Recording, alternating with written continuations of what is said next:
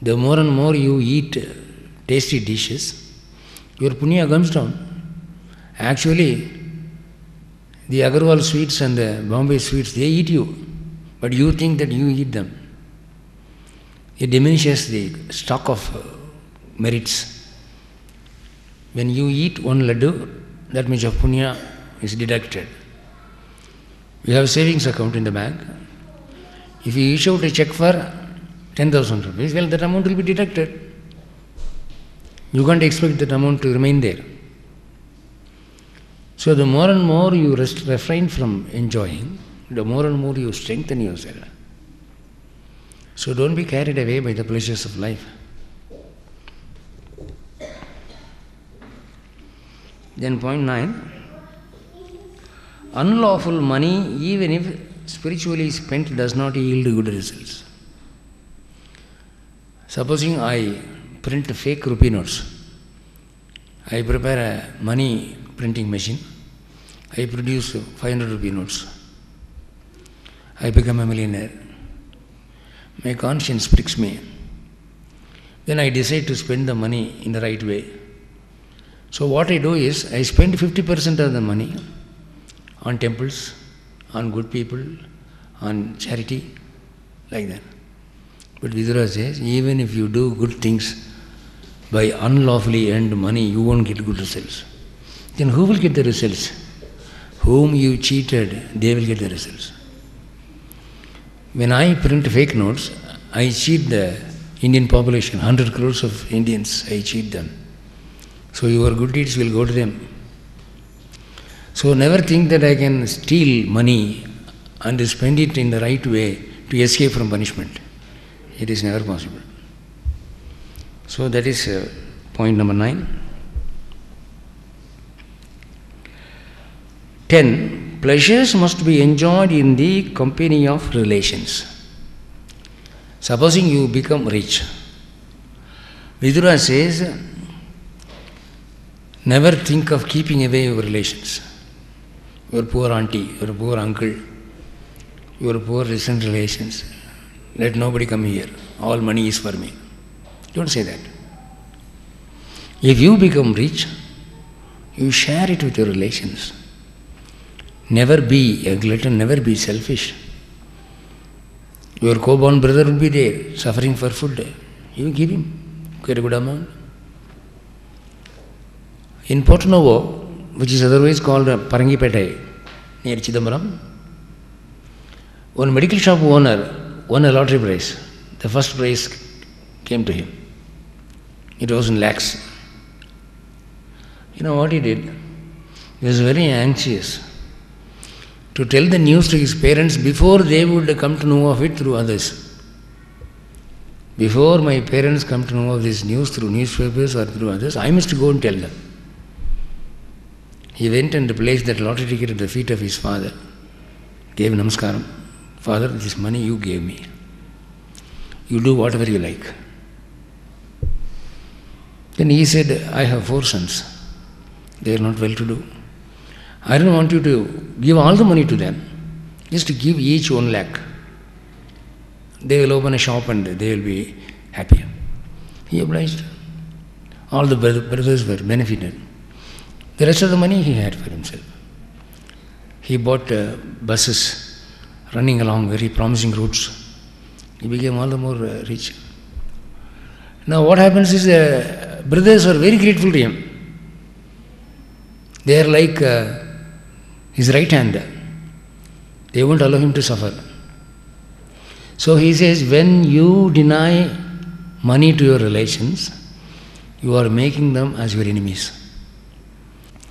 If you share it with them, they become your bosom friends. They'll be grateful, natural. So like that we find very many leading rich men in India. They open factories and employ their own relations as servants, manager. They give important posts. By their own advantages, supposing you get a news that your close cousin is stealing money from the factory, what is the healthy attitude? Okay, he's after all my cousin, let him eat. Who bothers? That way, it keeps you happy. Then the cousin's family will be grateful to you all their life. So, he says, never enjoy your pleasures alone. Enjoy them in the company of your relations. These are all golden statements. These statements are alive and true till now. You follow them, you practice them, you find them yielding good results. You ignore them, you find them biting you. Now, the 11th point. I don't know how you are going to take this. Women deserve worship. They are forms of Lakshmi. They must be honored. You have a wife, you have a sister, you have a mother. Vidura says all women folk are replica of God's Lakshmi. If you beat a woman, be it your wife or a sister, Goddess Lakshmi gets angry. She will go away from you. So, you must honor them. You must give them whatever they need. Because in God's creation, women are unknowingly dependent upon you. There is a Sanskrit proverb which says, Anasritaha nashobhanti lataha vanidaha panditaha. That is, creepers, girls, and scholars. These people do not shine by themselves. They need the support of somebody. If I am a scholar, there must be some king or a zamindar to support me. That is how kings nourished these pandits. Lataha, creeper. You must establish a stick so that it will go around it. Then women folk, they need protection, your attention. So this should be the attitude. So when women are respected like this, what happens is, you gain day by day. Dushasana undressed Draupadi. What happened? The whole band of 100 brothers died. A tragic death. Krishna was so angry with them. Even with Pandavas, he was angry because they were the indirect cause of this fatal condition. Have you heard of any person who would pledge his own wife for dice, for the game of dice? Even today you can't come across such people. This fellow, Yudhishthira, did that thing. Dharmaraja. Yudhishthira is his name. Huh? Why he did that? Vyasa's answer is, Yudhishthira was fond of gambling. Every man has his weakness. If you go to advise somebody who smokes, you would say, sir, every man has a weakness, even you.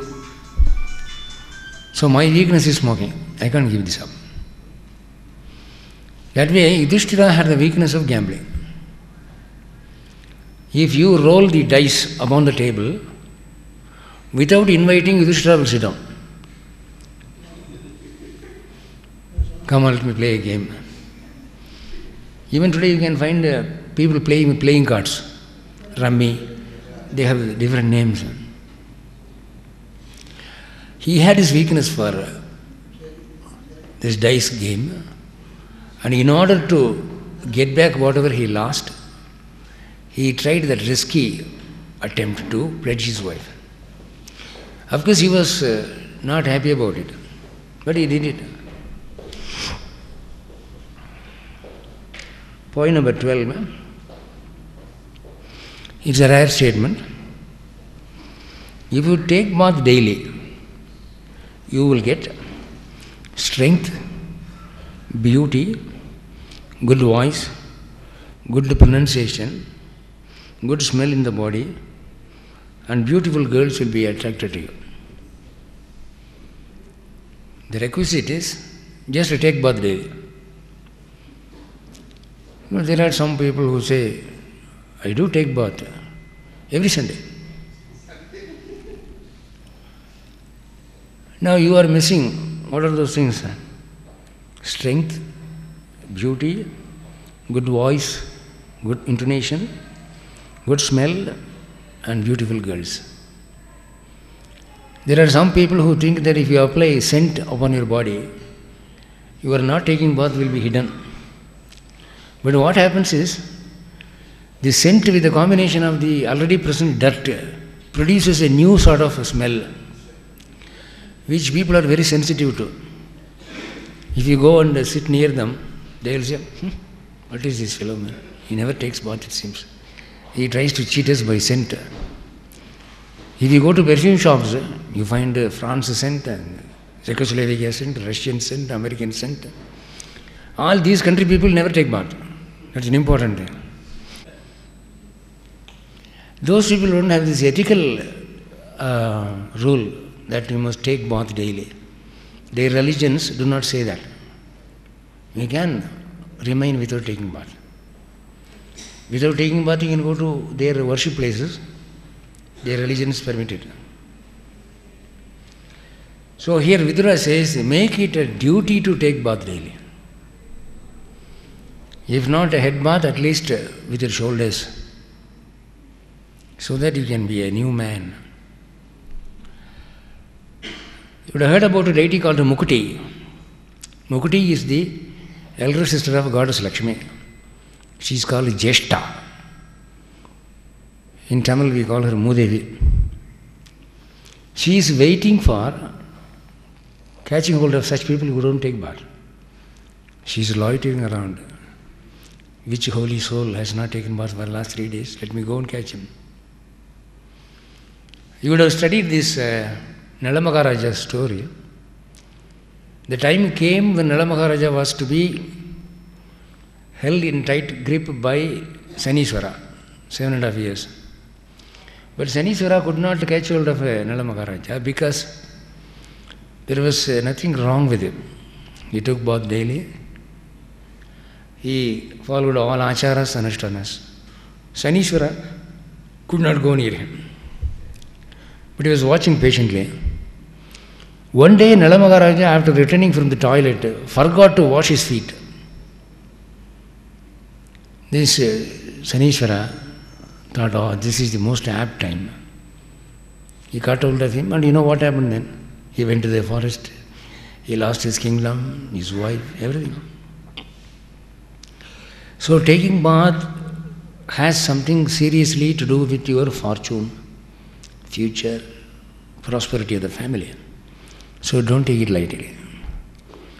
So this is something you can learn from Vidura. Then comes the 13th point. One who eats limited food gets health, longevity, strength and a good family.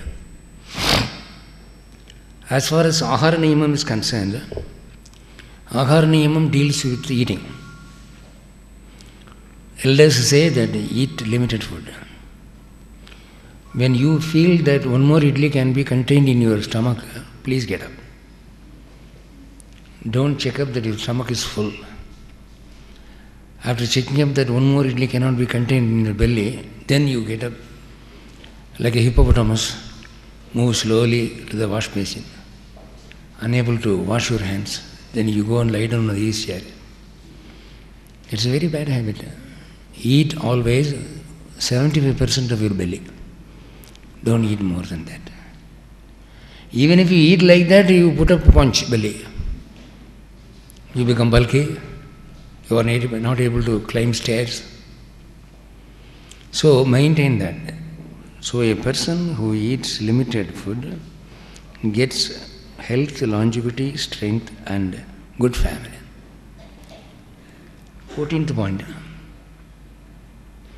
You must not be cruel to servants. It will become dangerous. Paymasters have a tendency to ill-treat the servants. Suppose there is a cook, he gives you sambar and the sambar doesn't have enough salt. What you do is, you pour that sambar upon his head. This is what you deserve.